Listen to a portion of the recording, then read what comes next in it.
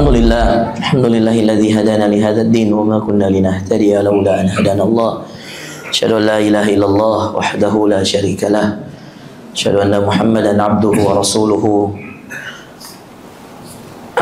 La nabiyya wa la rasula ba'dah. Allahumma salli wa sallim wa barik wa an'im 'alal mab'uthi rahmatan lil alamin nabiyina Muhammadin ibn Abdillah. Salawatu rabbina wa salamuhu alaihi wa ala alihi wa azwajihi wa ashabihi wa man tabi'ahum bi ihsanin ila yaumiddin, amma ba'd. Bapak Ibu sekalian yang dimuliakan Allah, hayyikum bi tahiyatil Islam, tahiyat ahli jannah. Assalamualaikum warahmatullahi wabarakatuh. Alhamdulillah, atas izin Allah Subhanahu wa taala, Allah pertemukan kita pada pagi hari ini, subuh hari ini, di tempat kita ini. Keberkahan majlis ilmu, keberkahan waktu subuh adalah hal yang sangat istimewa di sisi Allah. Kata Rasulullah SAW, Basyiril masya'ina fil dhalam. Ya. Sampaikan kabar gembira bagi orang yang keluar dari rumahnya di tengah kegelapan subuh. Bin nurit tam yaumal qiyamah, dengan cahaya yang sempurna pada hari kiamat. Paling tidak Bapak Ibu sekalian, ada 5 cahaya Allah yang sangat sempurna, yang ketika kemudian diamalkan di akhirat, itu akan menjadi cahaya di hari kiamat. Sebelum kita masuk materi kita tentang pertolongan Allah, ini biar semangat semuanya sholat.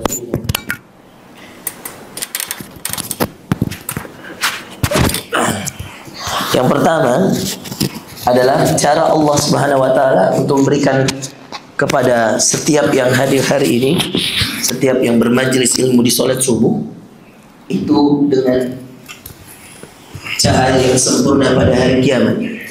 Hadisnya tadi, bin nuritam yaumal qiyamah. Cahaya yang sempurna yang lain adalah air wudu. Jadi sholat subuh keluar dari rumah ke masjid. Tapi kalau sholat di rumah nggak dapat. Ya. Kecuali bagi para wanita. Ketika mereka sholat di rumahnya, karena itu kata Nabi SAW hadis yang terpisah, afdhalus sholah, sebaik-baik sholat bagi para wanita adalah di rumahnya. Maka kalau sholatnya perempuan di rumahnya, dia tetap dapat cahaya yang sempurna itu, dengan syarat, dengan catatan sholatnya tepat waktu. Kalau dia sholatnya terlambat, maka dia tidak dapat cahaya sempurna itu. Yang kedua, air wudu. Kata Nabi SAW, Gurran muhajjalina min asaril wudu. Orang-orang yang nanti pada hari kiamat diketahui oleh Nabi, umat-umat Nabi SAW. Ketika Nabi ditanya, dari mana engkau mengetahui umatmu? Nanti gurran muhajjalina min asaril wudu. Bekas-bekas air wudunya itu bercahaya. Yang ketiga, sujud yang tadi kita baca di surah Al-Fath, surah tentang kemenangan. Muhammadur Rasulullah walladzina ma'ahu asyidda'u 'alal kuffari ruhama'u bainahum tarahum ruk'an sujjadan yabtaguna fadlan minallahi wa ridwana simahum fi wujuhihim min atharis sujud. Tanda-tanda mereka di wajahnya itu ada bekas sujud. Salah kalau kemudian tanda itu adalah menghitamnya jidat. Salah teman-teman. Menghitam jidat tidak jadi jaminan dia rajin sujud. Iya. Dan tidak jadi jaminan orang hitam jidatnya itu soleh. Tidak ada. Itu hanyalah tanda di antara tanda duniawi saja. Tapi yang kemudian menjadi tafsir dari terjemahan ayat min athari sujud adalah bekas sujud itu bercahaya di hari kiamat. Orang yang rajin sujud Bapak Ibu sekalian, nanti ketahuan oleh Nabi SAW di antara semua umat. Nabi mengetahui dia dari bekas sujudnya yang ada di wajahnya. Min athari sujudi, bekas-bekas sujudnya. Dzalika mathaluhum fit Taurah wa mathaluhum fil Injil. Itulah bekas-bekas yang telah diceritakan. Bekas sujud ini telah diceritakan di mana? Di Taurat, di Injil. Iya, subhanallah. Menjadi bekas orang-orang saleh adalah bekas-bekas sujud mereka. Kemudian yang keempat, as-sadaqah. Yang membuat Anda bercahaya di hari kiamat. Iya, dan ini juga memberikan cahaya di dunia adalah sedekah Anda. Orang-orang yang rajin bersedekah, kata Nabi SAW, was-sadaqatu burhan, dan sedekah itu pelita. Pelita itu cahaya. Orang yang rajin sedekah bercahaya wajahnya di dunia dan di akhirat. Iya. Orang dermawan itu enak dilihat. Iya. Selain karena dia sering memberi, itu menjadi jaminan dari Allah. Kata Nabi, was-sadaqatu burhan, dan orang-orang yang rajin bersedekah itu adalah orang-orang yang akan mendapatkan pelita di dunia dan di akhirat. Dan yang terakhir yang akan bercahaya adalah tilawatul Quran. Orang-orang yang rajin membaca Al-Quran. Orang yang keluar sholat subuh berjamaah. Iya. Orang-orang yang ditakdirkan oleh Allah Subhanahu wa taala ya, punya air wudu, memperbaiki wudunya. Yang kedua, kemudian orang-orang yang ditakdirkan oleh Allah Subhanahu wa taala memperbanyak sujudnya, orang yang rajin salat, tahajud, duha, itu semua akan membekas pada wajahnya. Kalau rajin dia salat, nyaman kelihatan wajahnya, teduh. Ya, bekas-bekas sujud itu terlihat dari wajah, bukan dari jidat. Allah selalu menyebutkan min athari sujudi wujuh. Ya, bekas sujud itu wajah. Karena sebenarnya yang menempel ketika kita sujud, Bapak Ibu sekalian, bukan hanya jidat, harus difahami. Sujud itu 7 anggota tubuh yang menempel. 2 kaki yang ditekuk jari-jari, 2 lutut, ya, 2 tangan, dan jidat dan hidung yang bersamaan. Ya. Maka kalau ada orang sujud jidatnya kena, hidungnya nggak kena, ini berarti sujudnya salah. Ya. Maka subhanallah, atas izin Allah Subhanahu wa taala, orang-orang yang rajin sujud bercahaya wajahnya. Orang-orang yang rajin bersedekah, wassadaqatu burhan. Dan yang terakhir, orang yang rajin membaca Al-Quran. Makanya kemudian dinamakan, ya, Quran itu cahaya, pelita, ya, ayat min ayatillah, ayat-ayat Allah Subhanahu wa taala di dalam Al-Quran. Nah, itu supaya menyemangati semua Bapak Ibu sekalian. Apalagi saya kedatangan murid-murid jauh ini, Masya Allah. Ini ada Bang Okta, saya kenalkan, ini tetangga saya semua, Bang Okta. Ya, biar kenal. Ini ownernya Almas Fried Chicken. Nah, ini ownernya Almas nih. Kita suruh hadir ke sini untuk ikut kajian subuh. Iya. Biasanya kita ada kajian di masjid-masjid kalau ada pembukaan Almas. Besok ada pembukaan Almas di Hertasning sama Bupati Goa, ya. Pas depan kantor saya di Citraland ada itu Pizza Hut, seberangnya, nah, di situ ada Almas. Kemudian di mana lagi? Tanjung, ya, di Tanjung depan Mall TSM, ya, ada di sana depan Tanjung, sama di Maros, ya, 3 dulu, ya, masih ada 3 lagi Agustus itu, Masya Allah. Nah, dia akan datang terus nih tiap bulan. Nah, ini ada Bram, CEO-nya nih, ini ownernya nih, CEO-nya, nah, direktur operasionalnya, datang semua nih, ya, Mas Supri, ya. Saya kenalkan tetangga-tetangga saya nih, waduh, Pak RT saya yang ini nih, yang rambutnya Masya Allah. Sampingnya Pak, ya, Bang Sulsel, ya. Oh, gak kalah kita di sini. Rekeningnya Almas masuk Sulsel Syariah, ya. Sulsel Syariah kan, ya, ya kan, Masya Allah. Bang Sulsel Syariah nih, direkturnya di sini. Ada Ustadz kita, Ustadz Asdar di belakang, Masya Allah, ya. Ini ketua pembina DKM kita. Ada direktur Atira, Masya Allah, ya. Ada direktur Poltekkes pada zamannya, ya, Pak Agus, Masya Allah. Sini banyak direktur juga, Pak, ya. Gak kalah, ya. Ada MC profesional nih, nasional, Pak Mistriadi ini, ya. Boleh nih Pak Mis, siapa tahu pembukaan bisa jadi MC tuh, ya. Boleh ini kan, Mas Rob kan, boleh ambil MC profesional sekali-sekali kan, Masya Allah. Ya, Alhamdulillah, ya, ini Masya Allah, Allah pertemukan di tempat ini. Nah, biar pada tahu ini loh rumahnya Ustadz dekat sini, biar kenal. Ini masjid saya, ya, masjid yang saya tinggal dekat sini tapi saya jarang isi di sini. Kemarin saya ditembak sama Pak Sabri, Ustadz besok subuh. Oh iya, siap. Ya, kebetulan anak-anak kalau subuh ada tarbiyah sama saya kalau mereka ada di Makassar atau saya di Jakarta, Masya Allah. Baik, teman-teman, hari ini singkat, ya, sampai syuruk insya Allah, ya, jam 6 insya Allah. Ini kita bahas singkat tentang pertolongan Allah. Kalau tadi kita bahas tentang 5 cahaya yang kemudian akan bercahaya di dunia dan di akhirat, ada ayat-ayat Allah yang berkata tentang Nasrullah, pertolongan Allah. Saya yakin semua pengen ditolong Allah, tapi ada kaidah Qur'ani, ya, di mana kaidah-kaidah Quran ini harus kita fahami, kita pelajari, supaya jadi motivasi bagi kita ketika Allah mau libatkan dirinya, ketika kita mau melibatkan Allah dalam urusan kita. Bapak Ibu sekalian, pada dasarnya Allah itu terlibat pada setiap urusan orang beriman, asalkan dia mau melibatkan Allah. Dan Allah tidak akan mau terlibat pada orang-orang yang tidak mau melibatkan Allah. Saya kasih dulu tantangannya, 3 orang yang susah ditolong Allah. Nah, ini dulu tantangannya dulu. Sebelum kita masuk, 3 orang yang pasti ditolong Allah. 3 manusia yang tidak akan ditolong Allah, Bapak Ibu sekalian.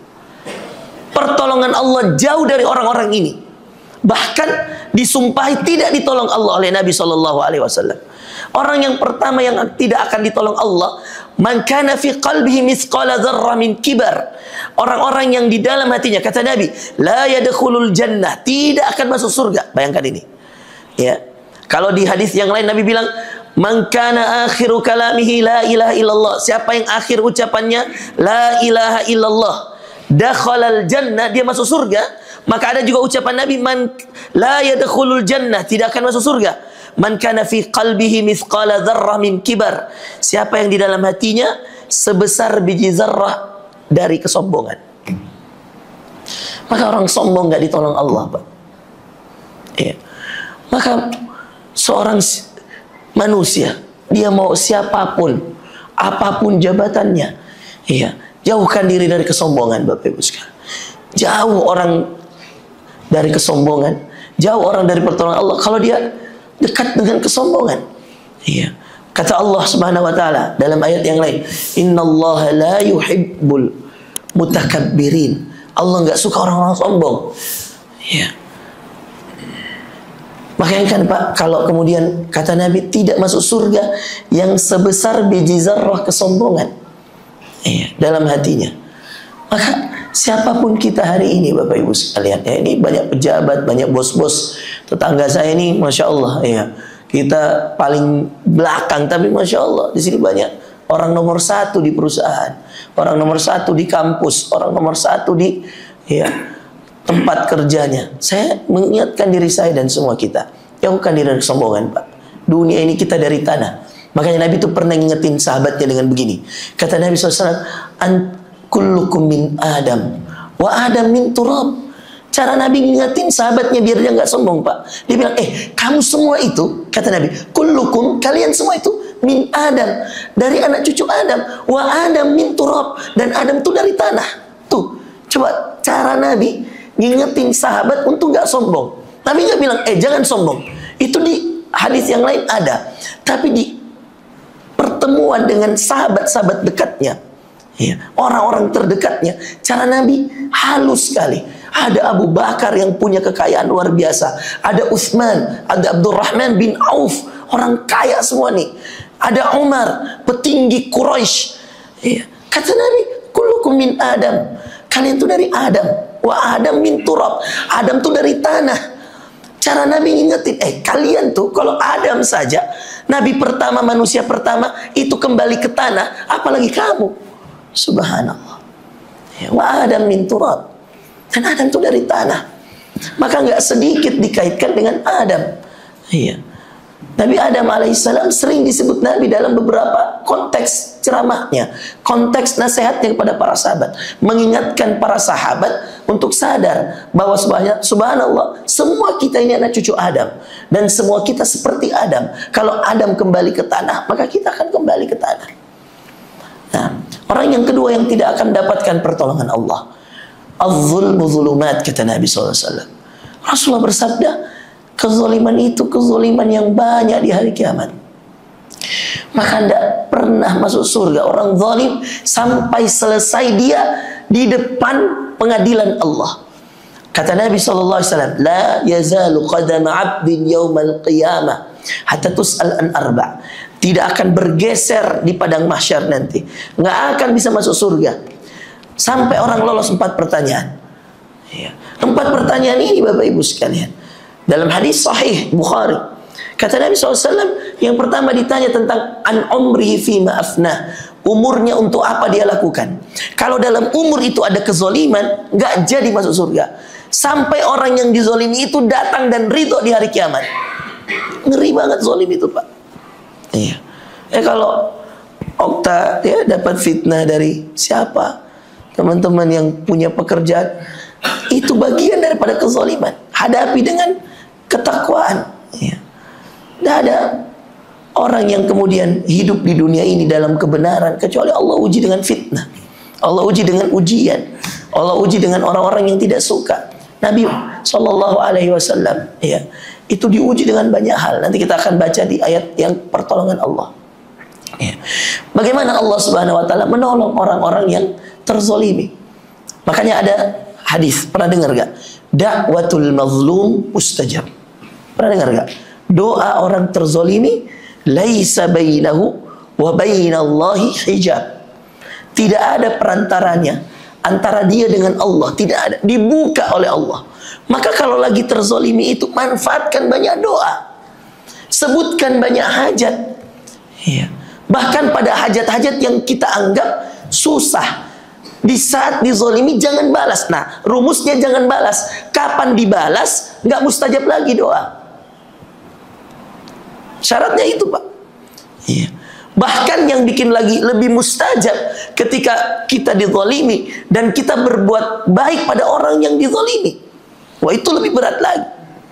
Itulah perbuatan Nabi SAW. Yahudi meludahinya, karena yabsuqu ala nabiyina Muhammad, diludahi oleh Yahudi. Yabsuq itu diludahin. Lalu kemudian ata ila nabi al-khabar, datang kepada Nabi berita bahwa yang meludahinya di tempat itu, yang sering Nabi lewat, itu sakit. Fa'atan Nabi ilaih, maka Nabi mengunjunginya. Zarahu wa'adahu maridan, dia datang dan kunjungi dalam keadaan dia sakit, Yahudi itu. Lalu Yahudi ini mengatakan, yang menyuruh saya meludahimu tidak menjenguk saya, dan yang saya ludahi menjenguk saya. Asyhadu an la ilaha illallah wa annaka rasulullah. Kata Yahudi ini, yang menjenguk, yang menyuruh saya meludahimu, menyuruh saya berbuat zalim, itu tidak menjenguk saya. Ya. Dan engkau yang saya ludahi, kamu datang menjenguk saya, wahai Muhammad. Saya bersaksi tidak Tuhan selain Allah, dan saya bersaksi kau ini utusan Allah. Nah, itulah orang yang terzalimi adalah orang-orang yang mustajab doanya. Tapi ingat, kalau sebaliknya Anda termasuk orang yang menzalimi, nggak akan masuk surga. Sampai lewat 4 hal. Umurnya untuk apa? Masa mudanya untuk apa? Ilmunya, hartanya. 4 hal. Kalau harta ditanya dari mana dan untuk apa? Maka para pengusaha, ittaqullah, ya. Dipastikan tuh Bram, ya, di operasional, pastikan baik-baik. 1 rupiah pun kalau bukan hak kita, geser. Maka ada sistem, Pak, begini. Dalam dunia usaha, ini saya praktekkan di travel saya praktekkan di Mufid, warung kopi saya praktekkan di sekolah saya. Kalau hasil penghitungan, lalu kemudian ada dari penjualan, setelah penjualan kemudian ada keuntungan, lalu ada dana syubhat. Dana syubhat ini dana nggak tahu dari mana. Barang sudah keluar, dihitung baik-baik, tiba-tiba ada uang yang kita nggak tahu. Padahal bukan uang barang, bukan, ini ada uang nih, jangan pakai. Ya. Saya selalu bilang sama anak-anak dari travel misalkan, Ustaz, ini uang jamaah, ini keuntungan, terus ada ini Ustaz, dana-dana seperti ini, kasih siapa Ustaz? Saya jangan kasih siapa-siapa, jangan kasih ke saya, jangan kasih ke mutawif, karena sudah semua ada gajinya, semua sudah ada jatahnya. Ini dana apa Ustaz? Saya bilang, ini dana diabadikan untuk masyarakat sekitar, ini dana diberikan untuk orang-orang sekitar. Saya katakan, sedekahkan. Iya. Jangan kasih kepada yang bukan haknya. Lebih baik kita menghindari 1 rupiah, iya, yang bisa menjadi darah daging yang haram dalam tubuh kita, daripada kita memasukkan hal-hal yang kita, siapa yang punya, ya, ini bukan jatah saya. Oh, saya sebagai direktur di travel, oh, bukan jatah saya ini, jangan kasih ke saya. Ustaz, buat Ustaz saya. Oh, saya tidak mau. Iya. Apalagi kalau umroh akbar, itu 120 orang yang bayar. Iya. Belum ada yang begini, ada yang bayarnya di, ya kawan, pelunasannya last minute. Kadang-kadang ketika dihitung, setelah penghitungan, keuntungan sudah ada. Ada dana ini Ustaz. Uang apa ini? Saya bilang, uang apa ini? Iya, dicek. Iya. Begitu juga di butik biasanya. Kita ada bazar misalnya. Kemudian setelah bazar itu, ada kok dana. Barang sudah dihitung, keuntungan sudah dihitung. Tapi kok ini ada. Itu dihindarkan diri dari kezaliman itu. Iya. Nah, kemudian yang terakhir, teman-teman. Nah, ini juga Masya Allah, susah mendapatkan pertolongan Allah. Selain orang sombong, orang zalim, ada orang yang ketiga yang tidak akan ditolong Allah. Dan orang ini, teman-teman, yang kategori yang ketiga ini, ketika kemudian dia menjadi orang yang melakukan perbuatan yang ketiga ini, maka kemudian Allah Subhanahu wa Ta'ala akan uji dia dengan ujian yang berat. Apa Ustaz? Orang-orang yang selalu menjadi pengadu domba, ya. Yamshi bin namam. Nabi pernah lihat pada penghuni neraka, lalu kemudian melihat pada penghuni kubur yang disiksa, Lalu Nabi tanya, ini hadis Bukhari, hadis sahih. Kenapa dia dihukum? Ya, hukumannya besar sekali. Ya. Kata malaikat di sana, kana yamshi bin namimah. Dulu waktu dia hidup, dia suka mengadu domba antar saudaranya. Orang yang suka memprovokasi antara seseorang dengan orang lain, mengadu domba. Ya. Bahkan Nabi bilang, ketika bertanya pada seorang yang paling berat siksa kuburnya, Nabi bilang, kenapa dia? Dua, la yastabri minal baul wa kana yamshi bin namimah. Kata Nabi SAW, kenapa dia begitu berat siksa kuburnya? Dua, kalau dia kencing, dia tidak bersihkan baik-baik kemaluannya. Yang kedua, ketika dia hidup, dia sering jadi provokator. Provokator untuk mengadu domba antar saudaranya. Ya, mudah-mudahan di bapak-bapak tidak ada. Ini yang biasanya banyak begini ibu-ibu, Pak. Nah, kan dia berkelompok. Ya. Itu kenapa kalau saya isi majelis taklim, kadang-kadang saya heran. Ya. Saya isi majelis taklim, ibu ini tuh beda jilbabnya dari ibu ini. Padahal dia bilang satu majelis taklim. Setelah itu, setelah saya selesai, saya tanyalah, Bu, kenapa beda jilbab tak? Dia bilang ada dualisme, Ustaz. Lentongi kelompoknya dia. Padahal satu nama majelis, satu nama majelis taklim. Tapi kelompok ini tidak suka dipimpin oleh ibu ini. Maka kelihatan dari jilbabnya. Kalau bapak-bapak kan susah kita begitu, Pak. Tapi kalau ibu-ibu ada betulan itu begitu. Saya diundang majelis taklim nih. Wah, heran saya. Biasanya majelis taklim seragam sekalian. Dan ini cara bentuk kelompoknya aneh.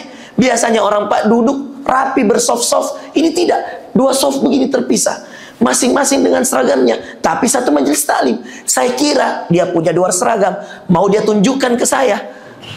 Saya tanyalah di akhir, Bu, apa yang kok seragamnya beda? Oh, ada dualisme, Ustaz. Ibu yang tadi yang undang itu, itulah kelompok kita, Ustaz. Yang satu itu yang kudeta. Iya. Saya bilang, oh gitu kah? Oh iya. Di ibu-ibu, bayangkan Pak, majelis taklim ada kudeta coba. Iya. Di kita ini tidak ada di kudeta. Ya, kudeta, ya Masya Allah. Masya Allah. Orang-orang pengadu domba ini, Masya Allah. Na'udzubillah min dzalik. Iya. Nah, tiga itu tadi. Apa yang tidak akan dapat pertolongan Allah? Tidak mungkin, Pak. Allah tolong orang yang mengadu domba. Tidak mungkin. Padahal Allah bilang, innamal mu'minuna ikhwatun fa aslihu baina akhawaikum. Al-Hujurat ayat 10. Urusan persaudaraan. Sesungguhnya orang beriman itu bersaudara. Maka selalulah menjadi orang yang memperbaiki antara saudara kalian. Bahkan Nabi SAW mengatakan, ini tangan kanannya, ini tangan kirinya, dikasih begini oleh Nabi. Iya, al-mu'min akhul mu'min yashuddu ba'duhum ba'dha. Kayak gini teman-teman nih, tangannya nih. Mukmin itu dengan mukmin yang lain bersaudara, maka dia harus saling menguatkan. Iya. Bukan saling memecah belah. Iya. Bukan saling menjatuhkan. Bukan saling mengkhianati, apalagi saling mengadu domba. Na'udzubillah min dzalik. Nah, kebalikannya teman-teman. Nah, ini pertolongan Allah itu datang dengan tiga hal. Iya. Satu ada di surah As-Saff. Ya, kalau tadi banyakkan hadis, ya, sekarang kita ambil semuanya ayat Quran. Di 4 ayat terakhir. Ya, coba tak, buka tak. Saat ada mic gak, saat mikrofon yang lain. Nah, saya baca ayatnya teman-teman. Ini sempat kita bahas kemarin tak di acara CEO Muslim. Kemarin saya dan Okta diundang jadi pembicara di acara CEO Muslim. Kumpul seru CEO. Masya Allah, di Galaxy, Aula Galaxy itu CEO banyak macam-macam, Masya Allah. Iya. Perusahaannya besar-besar. Iya. Nah, ini yang pertama. Kapan kemudian datang pertolongan Allah? Ada di As-Saff, surah As-Saff. Ya. As-Saff ini berarti soft, barisan. Inilah surah yang biasanya para pejuang di Palestina wajib hafal, Pak. Surah barisan. Biasanya ada 2 surah. Ya. Kalau kita Ustaz Asdar ya, mungkin di kalangan ustaz-ustaz, ya. Kalau kita dulu tarbiyah saat-saat SMA, mungkin kayak di Wahdah, di Persis, surah yang wajib dihafal tuh 2 biasanya, As-Saff dan Al-Anfal. Ya. Karena itu surah tentang mempersiapkan pasukan, mempersiapkan kader, biasanya begitu. Di Muhammadiyah, di NU, biasanya begitu. Ya. Ya, lebih khususnya lagi biasanya pada ya kader-kader yang biasanya dibutuhkan kadernya militan. Itu ada di surah As-Saff di juz ke-28 surah ke-61. Mulai ayat 10, 11, 12, 13, 14. Nah, tapi kita fokus 10, 11, 12, 13. Nah, saya baca ayatnya ya, nanti Okta terjemahkan. Allah berfirman, "Ya ayyuhalladzina amanu hal adullukum ala tijarah." Wahai orang-orang yang beriman, maukah kamu aku tunjukkan suatu perdagangan yang tidak dapat menyelamatkan kamu dari azab yang pedih? Tunjikum min azabin alim. Perdagangan yang menyelamatkan kamu dari azab yang pedih. Tu'minuna billahi wa rasulihi wa tujahiduna fi sabilillahi bi amwalikum wa anfusikum. Dzalikum khairul lakum in kuntum ta'lamun. Yaitu kamu beriman kepada Allah dan Rasulnya dan berjihad di jalan Allah dengan harta dan jiwamu. Itulah yang lebih baik bagi kamu jika kamu mengetahui. Maka rumus pertolongan Allah yang pertama, orang-orang yang berjihad di jalan Allah dan Rasulnya. Dengan apa? Hartanya dan dirinya. Jadi kalau ada penggalangan dana Palestina, orang nyumbang-nyumbang, ini orang akan ditolong Allah. Kalau ada kemudian orang yang kemudian terzolimi, dia tolong, ini akan ditolong Allah. Iya. Subhanallah. Baik. Orang berjihad di jalan Allah, pertolongan Allah itu dekat dengan orang yang berjihad di jalan Allah. Ya. Mana kata-kata pertolongan Allah di sini, Ustaz? Coba lihat ayat selanjutnya 12 dan 13. Apa balasan bagi orang yang berjihad di jalan Allah? Apa perdagangan yang tidak akan merugi? Yang orang-orang berdagang di sana pasti diselamatkan dari azab yang pedih. Apa Ustaz? Orang-orang yang berjihad dengan hartanya dan dengan dirinya. Maka Nabi itu Pak, kalau dia mau ajak orang sumbang untuk peperangan, dia ikut perang. Abu Bakar tuh di perang Tabuk, sedekah semua hartanya. Tapi apakah dia duduk-duduk di rumahnya? Oh tidak, dia berangkat dari Madinah ke Tabuk. Tabuk itu kalau dari Madinah Pak, itu naik mobil 4 jam. Bayangkan, Abu Bakar sudah sedekah semua harta, Umar setengah harta, Utsman seperempat harta. Semua mereka ini sudah sedekah hartanya, ikut juga perang, sof pertama perang.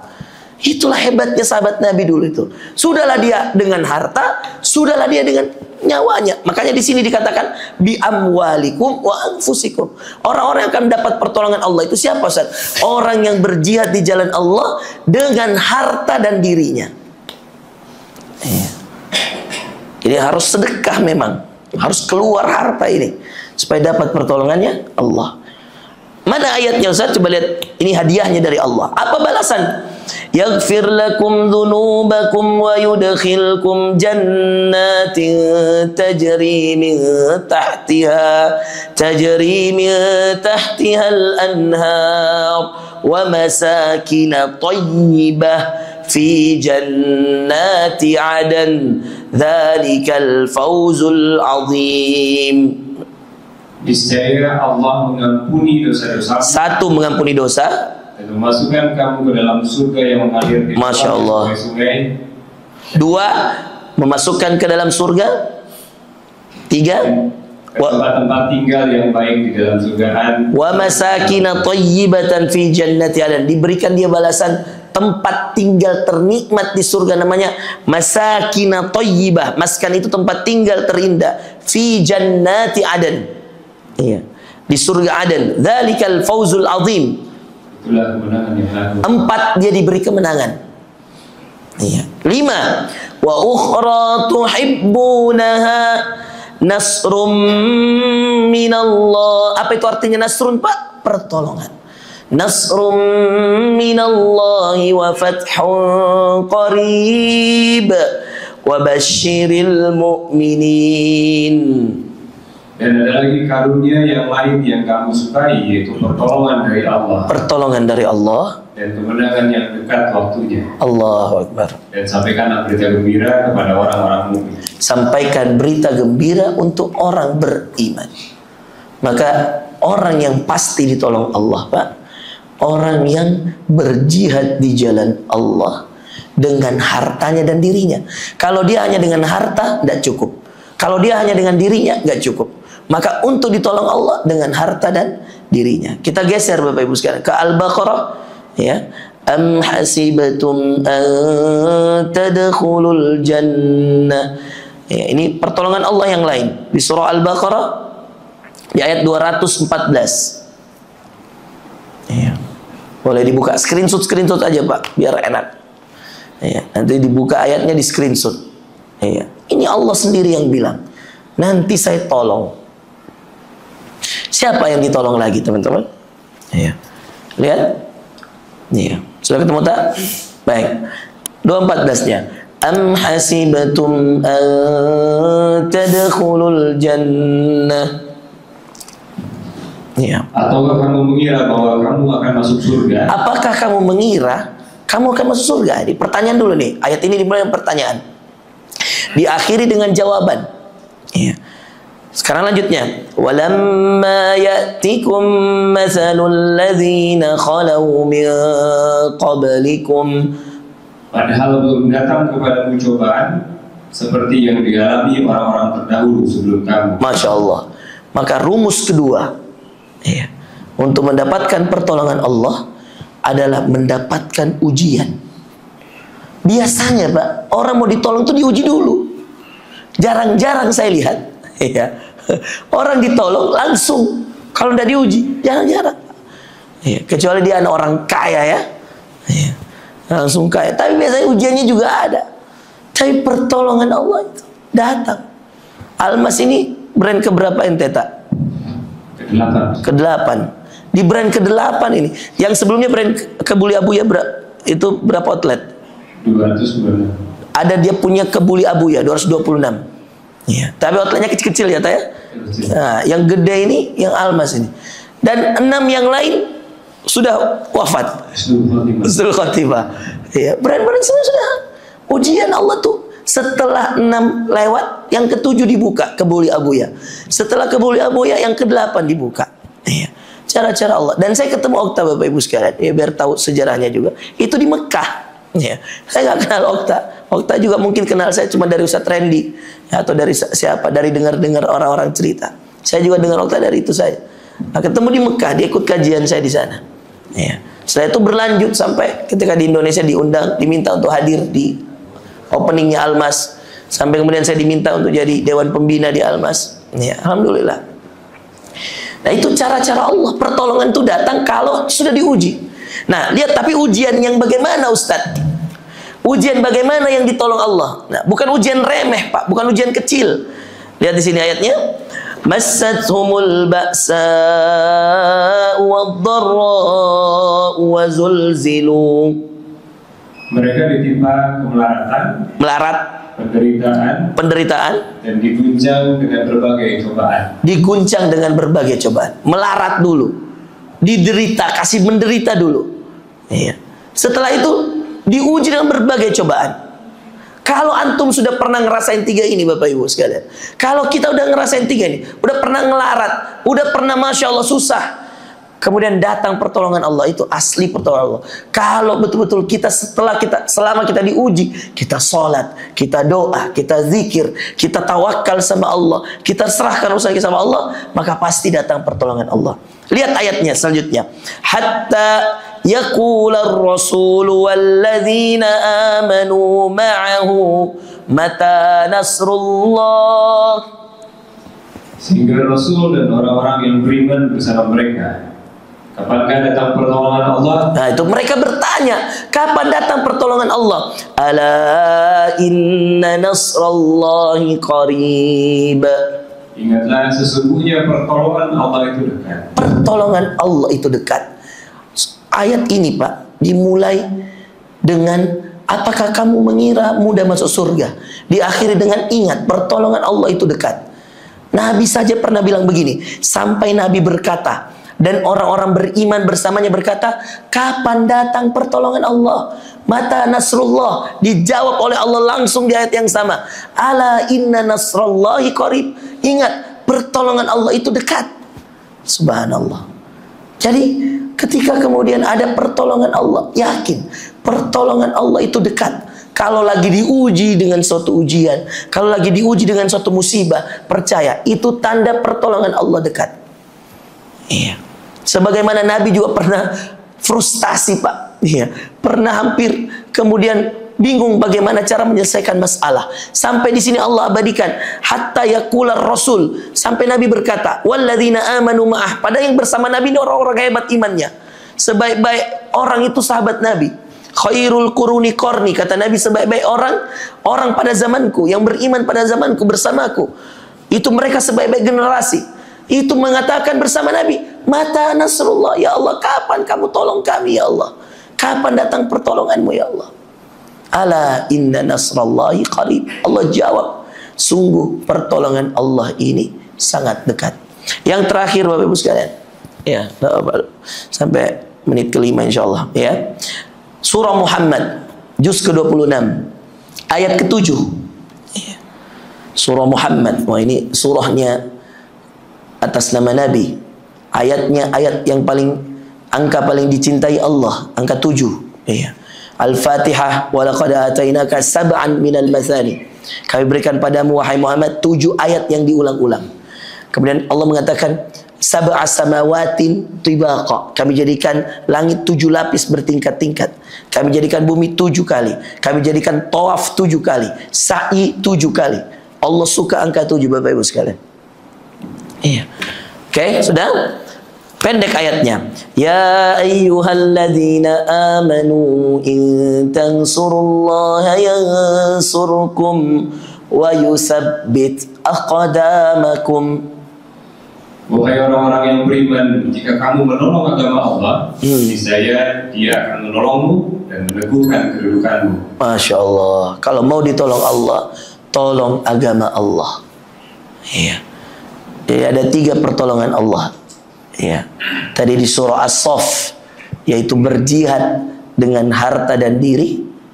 Yang kedua di surah Al-Baqarah, kalau mau ditolong Allah, nikmati ujian, menikmati ujian yang datang dari Allah, itu pasti mendatangkan pertolongan Allah. Al-Baqarah 214. Dan kalau mau ditolong Allah yang terakhir, ya, ada di surah Muhammad ayat 7. Tolong agama Allah. Nah, pertanyaan saya, siapa yang ditolong di agama Allah ini? Siapa? Orang-orang yang terzolimi, orang-orang miskin, orang yang membutuhkan. Siapapun yang kita tolong di dalam agama Allah, Allah pasti menolong kita. Kuncinya, intang surullah, kalau kamu tolong agama Allah, yang surkum, Allah pasti menolongmu. Selama kalian berada pada sebuah jalan untuk menolong agama Allah, selama itu juga Allah pasti menolong kita. Intang surullah, yang surkum wa yusabbit aqdamakum. Saya kira itu Bapak Ibu sekalian, ya, hal yang kita sampaikan pada kajian kita hari ini. Ya, 3 hal yang membuat pertolongan Allah datang dan 3 hal yang jauh dari pertolongan Allah. Hati-hati dengan 3 hal itu: kesombongan, kezaliman, dan suka mengadu domba. Itu susah ditolong Allah. Ya, dan hal yang paling sering Allah tolong, ya, meskipun masih banyak lagi amalan-amalan yang lain, tapi sebenarnya kalau dikumpulkan di dalam 3 ini cukup, ya, karena 3 ini sudah mewakili yang lain. Sedekah itu masuk semua menolong agama Allah, ya, mengaji, dan sudah masuk dalam berjihad di jalan Allah dengan diri dan dengan harta. Ya, maka ada 3 tadi yang bisa menolong, datangkan pertolongan Allah. 1, berjihad dengan harta dan diri. 2, menikmati ujian yang Allah titipkan kepada kita. Dan yang terakhir, menolong agama Allah dengan menolong hamba-hamba Allah. Iya. Hamba-hamba Allah ini adalah orang-orang yang dititipkan kita. Kalau di lampu merah ada yang ngetuk kaca, tolong. Iya, ada yang minta tolong, tolong. Ya, selama kemudian kita diberikan kemampuan untuk menolong, maka kita tolong. Saya kira itu Bapak Ibu sekalian yang bisa saya sampaikan, ya. Terima kasih teman-teman semua. Jauh-jauh ini hotelnya dekat pantai semua ini, Pak. Ya. Jalan dari jam berapa kalian? Jam 4 ya? Masya Allah. Ya. Saya kaget tadi, baru datang udah pada sholat sunnah semua, Masya Allah. Ya. Dan sebagai informasi, teman-teman di Abuya ini, teman-teman intinya, ya, grupnya namanya Abuya Group. Itu saya bikinkan jadwal, Pak, untuk laporan sholat. Ya. Ya, setiap pagi dia laporan tuh, ada grupnya tuh, laporan subuh di mana, duha, tahajud, witir. Ya, ada itu di checklist. Ya. Saking benar-benar saya ingin membangun sebuah milieu perusahaan yang Masya Allah bukan hanya peduli pada Palestina, peduli pada masyarakat. Bayangkan Pak, ini di Almas ini 5% omset untuk beras, wajib jadi beras, dibagi ke semua orang. Jadi ada kayak di Soekarno-Hatta itu, ya, di Bandung kan, omset 3 miliar sebulan, ya kan? Itu 3 miliar berapa itu 5%-nya? 150 juta. Itu langsung dipotong kan? Sebelum dijadikan profit Pak, dipotong dia di atas. Setelah itu dipotong lagi kalau udah profit nih, 5%-nya untuk Palestina kan. Yes. Setelah jadi untung, nggak langsung dibagi ke mitra, nggak langsung dibagi ke manajemennya Abuya. Potong dulu lagi 5%. Untuk apa? Untuk Palestina. Makanya Bang Onim itu kita ya rangkul jadi brand ambasadornya. Jadi dia menyalurkan sampai ke Almas dan seterusnya, sampai ke Gaza dan seterusnya. Nah, Masya Allah. Nah, nggak gampang. Dan saya harap itu istiqamah. Iya. Itu jadikan value untuk istiqamah di jalan Allah. Ya. Karena itulah yang mendatangkan pertolongan Allah. Kapan kemudian itu terhilang, itu hilang. Maka kalau ditanya, Okta, kamu ditanya di berbagai podcast, saya lihat kamu diundang podcast mana-mana, ditanya, kenapa Almas bisa 120 outlet 1 tahun? Jawab, pertolongan Allah. Iya. Kami ini nggak hebat, ini pertolongan Allah. Iya. Karena niat baik, kasih 5% dari omset untuk beras Pak, bayangkan. Kemarin saya ada acara Muharram Kebaikan, 5.000 karung beras. Itu 200 juta lebih kan? Ya kan? 200 juta lebih. Dibagi di masyarakat yang hadir di acara dan masyarakat sekitar yang membutuhkan. Itu subhanallah. Nah, itu jadi pertolongan Allah. Nah, saya menyarankan ini ya dilakukan oleh semua kita Bapak Ibu sekalian. Siapapun kita, kalau ada amal kita menolong agama Allah, menolong hamba Allah, menolong orang miskin, menolong orang lemah, oh itu pasti datang pertolongan Allah. Saya pernah ditanya Pak, ini saya tutup dengan kisah singkat ini 2 menit ya, sampai menit 10 insya Allah. Saya pernah ditanya, Ustadz, waktu saya selesai S3, anak-anak adik-adik kelas itu ada 300 orang mahasiswa Indonesia kumpul di sebuah aula di kampus saya. Dia bilang, Ustadz, sebelum Ustadz pulang, boleh nggak kami bikin talk show? Oh, boleh aja. Kenapa? Untuk memotivasi adik-adik kelas di sini. Baik. Bikinlah itu. Nah, MC-nya, hostnya ini tanya seperti ini, Ustadz, jarang-jarang kami temukan ada mahasiswa tidak putus S1 sampai S3-nya, Ustadz. Yang kedua, konsisten di internasional Afrika. Rata-rata teman-teman itu internasional Afrika, kamu setelah S1-nya. S2-nya ke swasta. S3 ke swasta. Saya ini komit di internasional kampus. S1 sampai S3.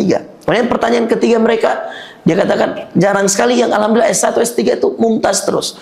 Saya kamlot terus S1, S2, S3. Terus dia tanya, apa tipsnya Ustadz? Dia tanya, apa tipsnya? Dia kira saya akan jawab, kamu rajin belajar, di kampus jangan tidur, datang duduk paling depan. Tidak. Saya katakan tipsnya cuma 2. Saya bilang, 1, ridho guru kamu. Saya itu alhamdulillah dari S1 sampai S3. Ya, boleh dicek ke teman-teman angkatan saya, Pak. Saya selalu jadi ketua kelas. Ya. Kenapa? Karena selalu saya yang paling dekat dengan dosen. Ya. Bukan saya duduk paling depan, tidak. Tapi ketika ada dosen mengajar, saya nggak pernah tidur, Pak.